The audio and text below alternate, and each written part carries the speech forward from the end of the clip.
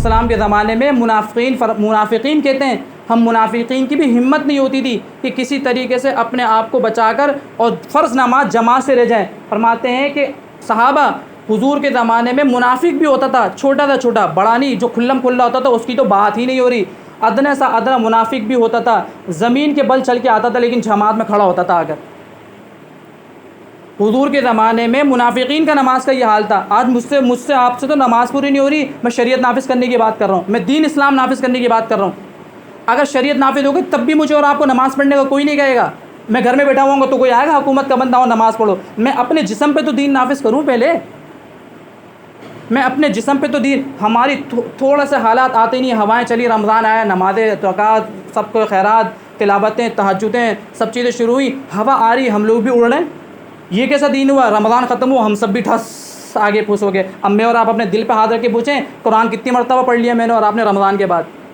तहज्जुद कितनी मरतबा पढ़ ली मैंने और आपने रमज़ान के बाद? और फ़जर की कितनी पाबंदी कर ली मैंने और आपने रमज़ान के बाद? उम्मत अभी फ़जर की नमाज़ पर नहीं आ रही। ज़रा सा कुछ काम हुआ नहीं, ज़रा सा कोई काम बना नहीं, ज़रा सी कोई जॉब लगी नहीं, ज़रा सा कोई जो है कारोबार चमका नहीं, ज़रा सी कोई जो है दोस्त यार बने नहीं, जमाते ही गुल, नमाज ही गुल। चलो भाई बाद में पढ़ेंगे आराम से, हो तो जाएगी ना। 3 बंदे मिले, खड़े हो गए, जमात करा ली, चलो भाई नमाज हो गई। वो जो जमात हो रही है इतनी बड़ी मस्जिद में, कह रहे हैं वो तो होती रहेगी, हम तो बस पूरा तो कर रहे हैं। शैतान ने दीनदार तबकों को ऐसा बहका के रखा हुआ है। 3 बंदों में जमात तो हो गई। क्यों फरमा रहे हुज़ूर अलैहिस्सलातु वस्सलाम, मेरा दिल चाहता है चंद नौजवानों को इकट्ठा करूं और इमाम को कहूं तुम नमाज़ पढ़ाओ, और फिर उन घरों में जाकर जो बिला किसी उज़र अगर पूछना है तो उलमा से जाके पूछें उज़र किसको कहते हैं।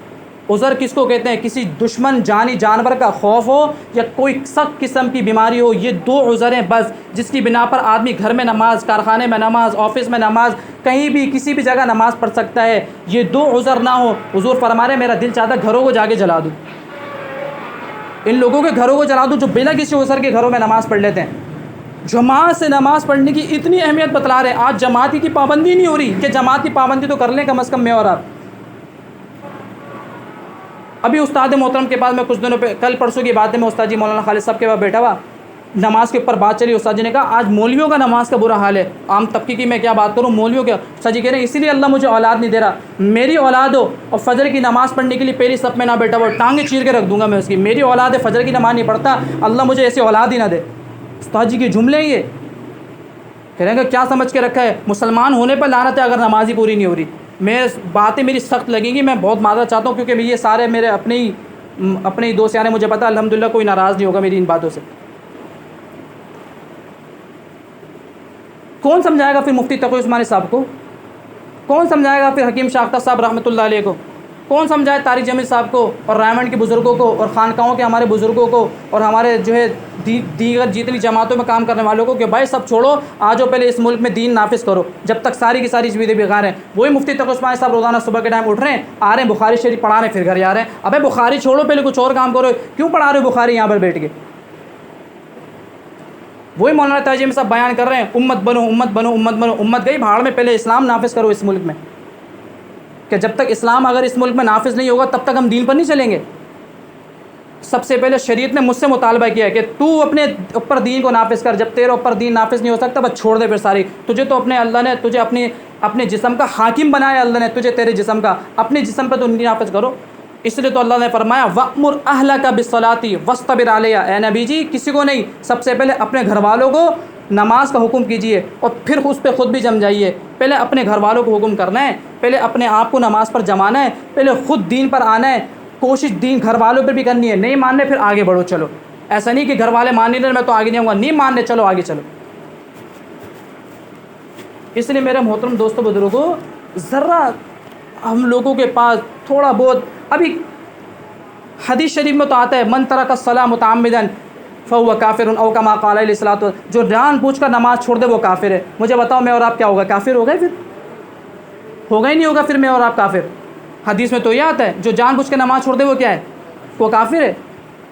लेकिन नहीं, फ़ुक़हा फरमाते कि नहीं भाई काफिर नहीं हुए, हम अल्लाह जज़ाए खैर दे फ़ुक़हा इकराम को, इमाम अबू हनीफ़ा रहमतुल्लाह अलैह को, फ़क़ीहों को, बुज़ुर्गान दीन को, जिन्होंने हदीसों पे गौर किया कि नहीं भाई ये भी हदीस है, फिर एक और भी हदीस आई है, फिर ये इनको भी देखो, ये सारी हदीसों को जोड़ा।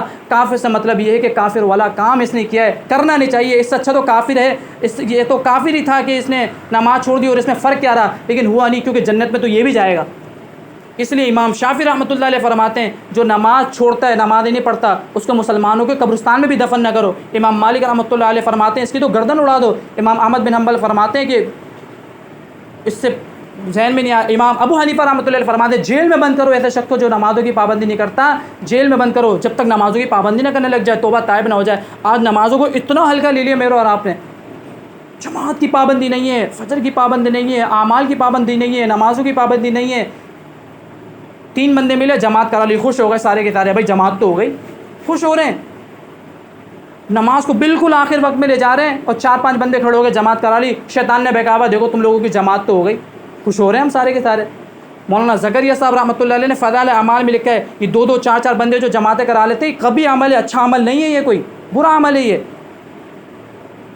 इतनी थकावट हो गई मुझे और आपको कि सारी चीज़ों को तो तरजीह दे रहा हूँ मैं पहले, और नमाज को तरजीह दे रहा हूँ बिल्कुल एंड में, जब वक्त मिलेगा, कदा तो होने से पहले मैं 2 मिनट में पहले पढ़ लूँगा। अल्लाह उसके रसूल को इतना बाद में रखा हुआ है, और दुनिया को इतना पहले रखा हुआ है कि मैं ये नहीं कर सकता काम को पीछे छोड़ दूँ, पहले अल्लाह उसके रसूल के आगे बात को पूरा करूँ, वो पहले कर लूँ, एक बाद में कर लूँ, नहीं।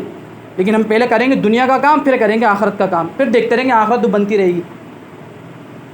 और सहाबा इकराम से एक बूढ़े सहाबी ने, एक बूढ़े नाबीना सहाबी ने अल्लाह के नबी अलैहिस्सलातु वस्सलाम के पास आए, फरमाया या रसूलल्लाह मैं नाबीना हूँ, अंधेरे में मुझे अंधेरा, और मैं बहुत दूर रहता हूँ, और या रसूलल्लाह मैं मस्जिद तक नहीं आ सकता, मुझे घर में नमाज़ पढ़ने की इजाज़त है।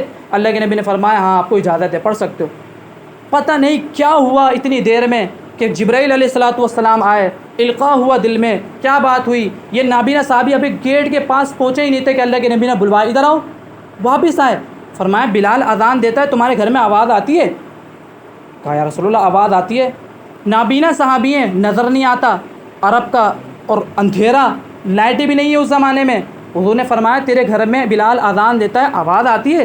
कहा या रसूलल्लाह आवाज़ तो आती है। फरमाया तेरे ऊपर फिर घर में नमाज़ पढ़नी नहीं है, मस्जिद में आके नमाज़ पढ़ना लाजिम है, मस्जिद में आके नमाज़ पढ़ेगा तो।